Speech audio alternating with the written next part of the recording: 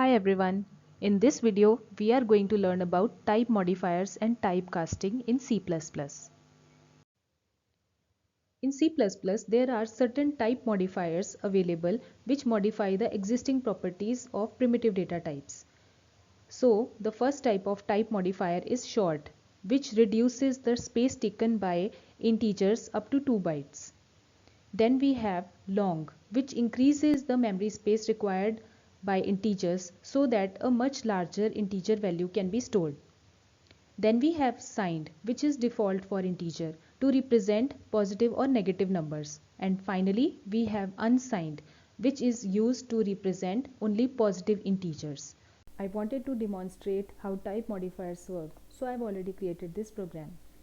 As you can see in the first example, we have a variable called count, which is storing value 120. Since 120 is a very small integer value, so instead of using data type int, I have used short type modifier here. That's because short takes up only 2 bytes of memory space, whereas integer takes up 4 bytes of memory space. Similarly, if I want to store some value which is much larger than what a normal integer would store, then I can use long type modifier in front of int data type. This will make the variable store a much larger integer value. Then if I want to store even bigger value, as in the case of this population variable where I am storing a value which is, I don't know how much it is, but if you want to store such a larger integer value, then you can make use of long. Fourth example is for signed type modifier. Here signed represents positive and negative integers, but since integers by default can store positive and negative values, therefore even if we skip signed, it doesn't make a difference.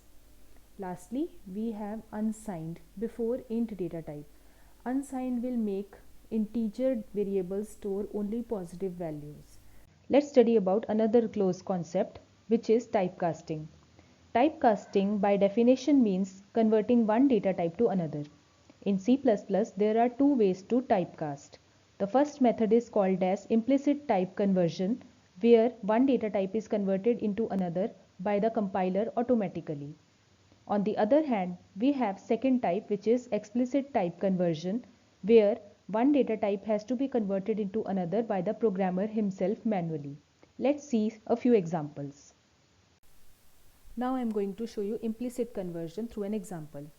Suppose I am having a floating point number, let's say num1, having value 34.567.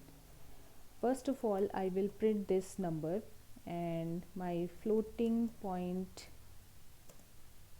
number is equal to num1.